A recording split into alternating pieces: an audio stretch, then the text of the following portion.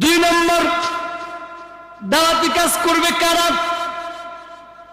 দুই নম্বর দাওয়াতি কাজ করবে এই সমাজে যারা আলেম হবে, ওলামায়ে কেরাম। সুবহানাল্লাহ। দুই নম্বর কোরআন এবং হাদিসের আলোকে মানুষদেরকে আল্লাহর দিকে দাওয়াত দিবে ওলামায়ে কেরাম। তার কারণ রাসূল করিম সাল্লাল্লাহু আলাইহি ওয়াসাল্লাম বুখারী বলেন, ইন্নাল উলামা ওয়ারাসাতুল আম্বিয়া। তার কারণ আলেমরাই হচ্ছে নবীদের ওয়ারিস। নবী নাই, রাসূল নাই, নবী রাসূলের দায়িত্ব, নবী রাসূলের কাজের দায়িত্ব অর্পণ করে গেছেন উলামায়ে কেরামের উপরে। নবী রাসূলের ইলমের ওয়ারিস হচ্ছে উলামায়ে কেরাম। নবীদের কাজ করবে কারা? উলামায়ে কেরাম। সুবহানাল্লাহ। সুবহানাল্লাহ। আমরা আলেমদেরকে দাম দিতেই চাই না, অথচ কি আল্লাহর আলেমরা হচ্ছে নবীদের ওয়ারিস। তুমি জমি জমার ওয়ারিস না। আল্লাহ পাক যে ইলম দিয়েছেন নবী রাসূলদেরকে, সেই নবী রাসূলের ইলমের ওয়ারিস। নবী রাসূল যে ইলম দেখে গেছেন, এই ইলম অর্জন করেছেন হযরত উলামায়ে কেরাম। এজন্য বলা হয়েছে যেহেতু এই কাজ হচ্ছে নবী রাসূলের কাজ, এই কাজগুলো উলামায়ে কেরামকেও আল্লাহ পাক দায়িত্ব দিয়েছেন। নবী রাসূলের পরেই উলামায়ে কেরাম মানুষের মাঝে দাওয়াতি কাজ, সৎ কাজের আদেশ দিব, সৎ কাজের নিষেধ। তিন নম্বরে দাওয়াতি কাজ করবে কারা? কোরআনুল কারীম আর হাদিসের দিকে যদি তাকাই, তিন নম্বর দাওয়াতি কাজ করবে হচ্ছে তামাম পৃথিবীর সমস্ত মানুষেরা। সুবহানাল্লাহ। সাধারণ মানুষ, পৃথিবীর সমস্ত মানুষের মধ্যে তো আমরাও পড়ে যাই। সুবহানাল্লাহ বলবেন না? সুবহানাল্লাহ। এই জন্য শক্ত করে বলতে হবে। এই জন্য তার কারণ এই দাওয়াতি কাজের দায়িত্ব ছিল নবী রাসূলদের উপরে। সেই নবী রাসূলরা যে কাজ করে গেছেন, এই কাজের দায়িত্ব আল্লাহ পাক আমাদের মতো সাধারণ মানুষদেরকেও দিয়েছেন। সুবহানাল্লাহ। একটু জোরে বলেন। সূরা আল ইমরানের 104 নম্বর আয়াত আল্লাহ পাক দলিল দিলেন, ওয়াল তাকুম মিনকুম উম্মাতুন ইয়াদউনা ইলাল খায়র ওয়া ইয়া'মুরুনা বিল মা'রুফি ওয়া ইয়ানহাউনা আনিল মুনকার ওয়া উলাইকা হুমুল মুফলিহুন। জোরে জোরে আল্লাহু আকবার। আল্লাহ পাক নিজে বলেছেন, অবশ্যই তোমাদের মধ্যে একটা দল থাকা উচিত। তোমাদের মধ্যে যেন একটা দল থাকে, এই দলের কাজ হবে মানুষদেরকে সৎ কাজের আদেশ করবে, অসৎ কাজের নিষেধ করবে, মানুষদেরকে আল্লাহর দিকে, কল্যাণের দিকে মানুষদেরকে ডাকবে, আহ্বান করবে। সুবহানাল্লাহ। তোমাদের ভিতরে একটা দলই থাকবে। এ তোমাদেরকে বুঝাইছেন কারা? আমাদের মতো সাধারণ মানুষ। সুবহানাল্লাহ। কোন আমরা যদি এই কাজটা করি, আমরা সরাসরি নবী রাসূলদের কাজ করলাম। সুবহানাল্লাহ। নবী রাসূলরাই দাওয়াতি কাজ করার পরে যে পুরস্কার পেয়েছেন, আমরা সাধারণ মানুষ হলে কি হবে? আমরাও যদি এই কাজ করি, আল্লাহ পাকের কাছে আমাদেরও সেই সম্মান আছে না নেই? আল্লাহু আকবার বলেন। আল্লাহ রাব্বুল আলামিন একই সূরা সূরা আল ইমরানের 110 নম্বরে আল্লাহ পাক এটা আবার আরো সুন্দর করে বলেছেন, কুনতুম খায়রা উম্মাতিন উখরিজাত লিন-নাসি তা'মুরুনা বিল মা'রুফি ওয়া তানহাউনা আনিল মুনকারি ওয়া তু'মিনুনা বিল্লাহ। আল্লাহু আকবার। আল্লাহ বলেন, তোমরাই শ্রেষ্ঠ জাতি, তোমাদেরকে শ্রেষ্ঠ জাতি করে আমি আল্লাহ পাক বের করেছি, সৃষ্টি করেছি। এই জন্য লিন্নাস, সমস্ত মানব জাতিদের কল্যাণের জন্য। সুবহানাল্লাহ। আমি আল্লাহ পাক তোমাদেরকে শ্রেষ্ঠত্ব এই জন্য দিলাম, এই জন্য শ্রেষ্ঠ উম্মত বানিয়েছি। তোমাদেরকে আমি আল্লাহ পাক দুটি দায়িত্ব দিয়েছি, সেটা হচ্ছে তোমরা নিজেরা ভালো কাজ করবে, মানুষদেরকে ভালো কাজের দাওয়াত দেবে। তোমরা নিজেরা খারাপ কাজ করবে না, খারাপ কাজ থেকে দূরে থাকবে। ওয়া তানহাউনা আনিল মুনকার, মানুষদেরকে খারাপ কাজ থেকে বারণ করবে, নিষেধ করবে, বিরত রাখবে। সুবহানাল্লাহ, সুবহানাল্লাহ, সুবহানাল্লাহ। এই আয়াতের মাধ্যমে আরেকটা সুসংবাদ হচ্ছে আপনাদের জন্য, এই অন্যান্য নবী রাসূলদের উম্মতের ব্যাপারে আল্লাহ পাক এরকম ভাবে বলেন নাই। অন্যান্য নবী রাসূলের উম্মতরা শুধু আবেদ ছিল। কি ছিল? আবেদ, আইন আলিফ বা দাল। আবিদুন শব্দের অর্থ হচ্ছে ইবাদতকারী। কিকারী? ইবাদতকারী। তাদের একটাই কাজ ছিল, তারা ইবাদত করবে। কি করবে? ইবাদত করলে জান্নাতে যাবে, ইবাদত না করলে জান্নাতে যাওয়ার কোনো সুযোগ নাই। কিন্তু নবী রাসূল আখির জামানার পয়গম্বর বিশ্ব নবী, আমাদের নবী প্রিয় নবী মুহাম্মদ রাসূলুল্লাহ সাল্লাল্লাহু আলাইহি ওয়াসাল্লামের উম্মতের জন্য আল্লাহ পাক এমনি এমনি শ্রেষ্ঠত্ব বলেন নাই যে অন্য নবীর উম্মতের চাইতে আমার আখির জামানার নবীর উম্মতেরাই শ্রেষ্ঠ। এই জন্য শ্রেষ্ঠত্ব দিয়েছেন, তার কারণ একটা দায়িত্ব দিয়েছেন। সেই দায়িত্বটা হলো নবীদের দায়িত্ব। নবীদের যে দায়িত্ব দিয়েছিলেন সেটা হচ্ছে আমার আখির জামানার উম্মতেরা তারা নিজেরা আবেদ হবে, ইবাদত করবে, ইবাদতকারী, ইবাদত গুজার হবে, ইবাদত করবে আল্লাহ পাকের। আর সাথে সাথে মানুষদেরকে আল্লাহর দিকে আহ্বান করবে। সুবহানাল্লাহ। এই দ্বিতীয় কাজ, মানুষদেরকে যে আমল নিজে করবে ওই আমলের দিকে মানুষদেরকে ডাকা, মানুষদেরকে আমলের দিকে ডাকা এবং অন্যায় গর্হিত কাজ থেকে মানুষদেরকে বিরত রাখার এই দায়িত্বটা অন্যান্য নবী রাসূলের উম্মতের জন্য ছিল না। এই জন্য আল্লাহ পাক শ্রেষ্ঠত্ব দিয়েছেন। সুবহানাল্লাহ।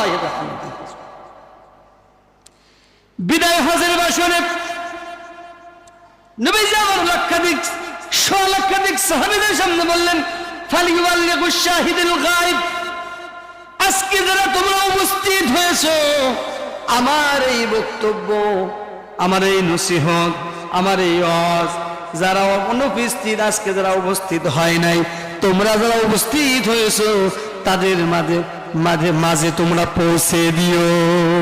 বুখারী বর্ণনা, রাসূল বলেছেন, বাল্লিগু আন্নি ওয়ালাউ আয়া, আমার নিকট হতে যদি একটা আয়াত, যদি একটা শব্দ, যদি একটা পংক্তি যদি তোমরা যদি আমার কাছ থেকে শিখে থাকো, এটা অনুপস্থিত ব্যক্তির কাছে তোমরা পৌঁছে দিও। আল্লাহ পাক নবী, বিশ্ব নবী তাই বুঝাতে চাইলেন, তুমি যেটা শিক্ষা করেছো নিজেই শুধু আমল করবে না, এই শিক্ষাটা তুমি অপর ভাইকে শিক্ষা দিবে, অপর ভাইয়ের কাছে এই শিক্ষাটা পৌঁছে দিবে। এর নাম হচ্ছে দাওয়াত, দাওয়াত, দাওয়াত। সুবহানাল্লাহ। আল্লাহ আমাদের দায়িত্ব দিয়েছেন, আল্লাহ রাসূলও দায়িত্ব দিয়েছেন। সুবহানাল্লাহ। আমাদের কাজ, আল্লাহ পাক নবী রাসূলের কাজ সাধারণ মানুষকেও দিয়েছেন। সুবহানাল্লাহ। কোন? চতুর্থ নাম্বার হচ্ছে এই দাওয়াতি কাজ করবে হলো শাসক গোষ্ঠী। কি গোষ্ঠী? শাসক গোষ্ঠী। শাসক গোষ্ঠী বলতে কি বোঝায়? যারা আমাদের মাঝে যারা রাষ্ট্রীয় ক্ষমতায় আসীন হয় তাদেরকে বলা হয় শাসক। যারা রাষ্ট্র ক্ষমতায় যায় তাদেরকে কি বলা হয়? শাসক। আল্লাহ পাক এই দায়িত্ব দিয়েছেন, যারা ক্ষমতায় যাবে তাদেরকে দায়িত্ব দিয়েছেন, শাসক গোষ্ঠীকে দায়িত্ব দিয়েছেন। সুবহানাল্লাহ। কোন? এটা কত বড় ইম্পর্টেন্ট, কত বড় গুরুত্ব এই কাজটা, যেই কাজ নবী রাসূলদেরকে করিয়েছেন দিয়ে, যেই কাজ উলামায়ে কিরামের দায়িত্ব, যেই কাজ সমগ্র সাধারণ মানুষের দায়িত্ব, আবার একই কাজ আল্লাহ পাক শাসক গোষ্ঠী যারা ক্ষমতায় যাবে, ক্ষমতাসীন ব্যক্তিদের এই একই দায়িত্ব আল্লাহ পাক দিয়েছেন। সুবহানাল্লাহ। কত বড় ইম্পর্টেন্ট কাজ, তাহলে হিসাব করেন।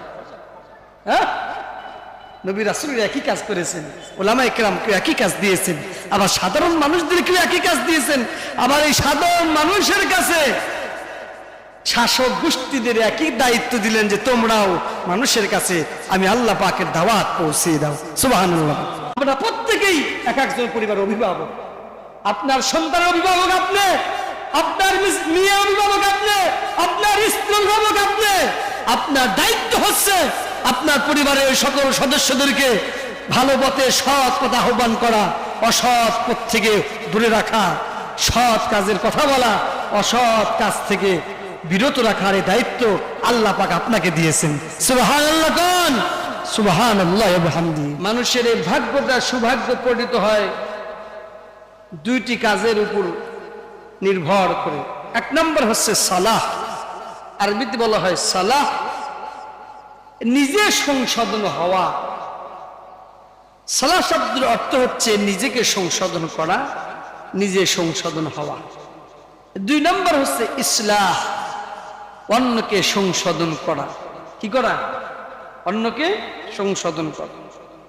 নিজে সংশোধন এবং অন্যকে সংশোধন করার মাধ্যমেই ইহকালীন সুখ এবং পরকালীন মুক্তি আশাই সম্ভব, তাছাড়া সম্ভব নয়। এই দুইটি কাজ মানুষের জীবনের সৌভাগ্য আনবে এই দুইটি কাজের মাধ্যমে। আর এই দুইটি কাজ এমনি এমনি হয় না। এই দুইটি কাজের জন্য উত্তম পন্থা হচ্ছে দাওয়াতি কাজ। কি কাজ? দাওয়াত। তার কারণ দাওয়াতের মাধ্যমেই একজন মানুষ সরল পথে আসতে পারে। কি পথে আসতে পারে? সরল পথে আসতে পারে। সরল পথের দিশা পায় দাওয়াতের মাধ্যমেই। এই দাওয়াতের মাধ্যমেই মানুষ তার দুনিয়া ও আখিরাতের শান্তি খুঁজে পায়। সুবহানাল্লাহ। আমি এই আজকের এই আলোচনাটা আমি বেছে নিয়েছি। এই পৃথিবীতে সুখ এবং শান্তি এবং পরকালীন মুক্তি অর্জন করতে হলে বিশেষ একটা ইবাদত, বিশেষ একটা আমল, এই দাওয়াত, এ সম্পর্কে আমাদের শেখা জানা খুবই জরুরি। কথা বলেন ঠিক না ঠিক? এখন প্রশ্ন আসতে পারে, এই দাওয়াতি কাজটা কারা দেবে? কাজের কাজ, দাওয়াত দেওয়া কাদের কাজ? এটা হলো প্রশ্ন।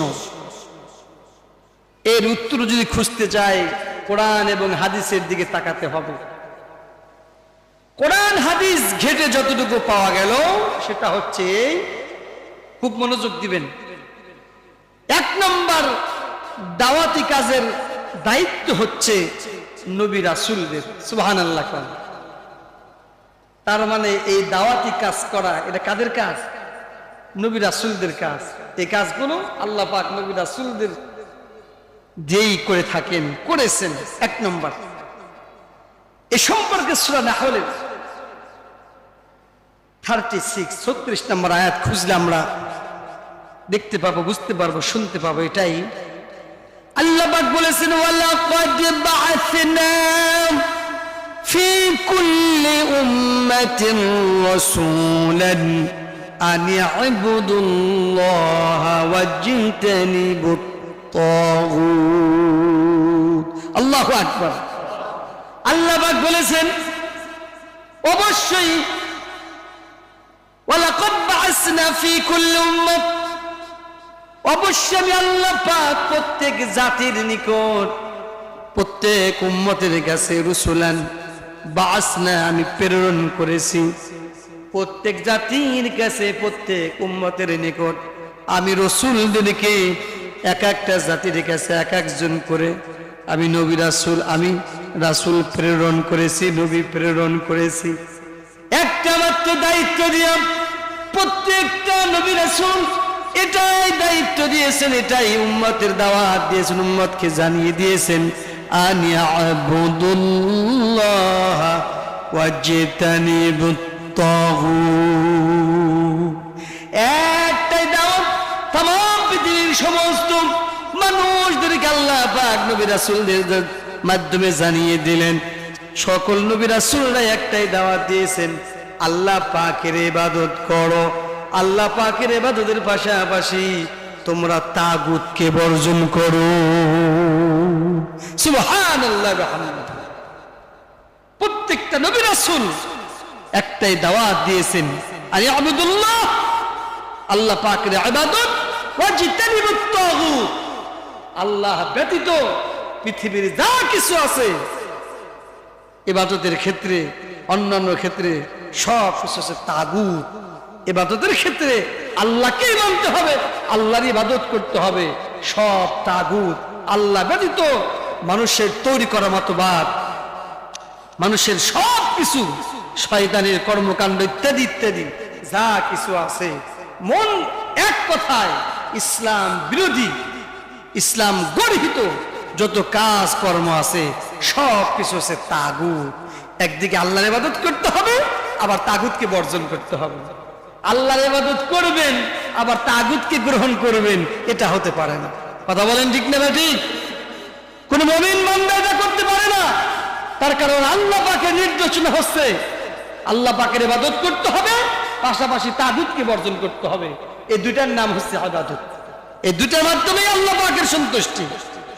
আপনি আল্লাহ পাকের ইবাদত করবেন ঠিক, আবার তাগুতকে গ্রহণ করবেন। দুনিয়াবি আল্লাহ যেটা করেন নাই, যেটা বলেন নাই, সেটা আপনি গ্রহণ করবেন। হ্যাঁ, সেটা করা যাবে। আমাদের জীবন চলার পাথিও গাইড বুক দিয়েছেন কে? আল্লাহ পাক দিয়েছেন। সংবিধান দিয়েছেন আল্লাহ পাক।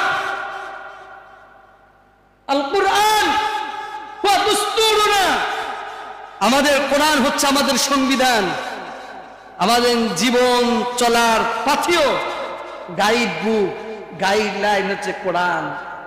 অথচ আমরা আল্লাহর কোরআন বাদ দিয়া মানুষের তৈরি করা, শয়তানের তৈরি করা, হ্যাঁ, ইহুদি খ্রিস্টান নাসারাদের তৈরি করা আমরা সংবিধান দিয়া, মত ও পথ দিয়ে আমরা জীবন পরিচালনা করার চেষ্টা করি। এটা হতে পারে না।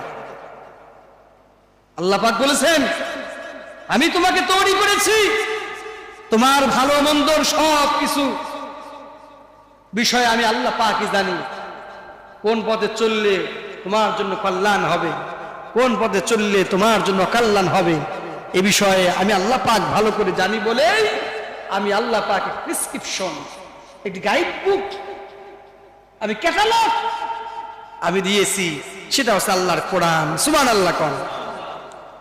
তাহলে দাওয়াতি কাজ হবে আল্লাহর দিকে, কোরআনের দিকে। আর এই দাওয়াতি কাজ আল্লাহ পাক প্রথম করিয়েছেন, প্রথম দায়িত্ব ছিল নবী রাসূলদের উপরে। সুবহানাল্লাহ কোন। তাহলে মানুষ দাওয়াত দেওয়া কাদের কাজ? নবী রাসূলের কাজ।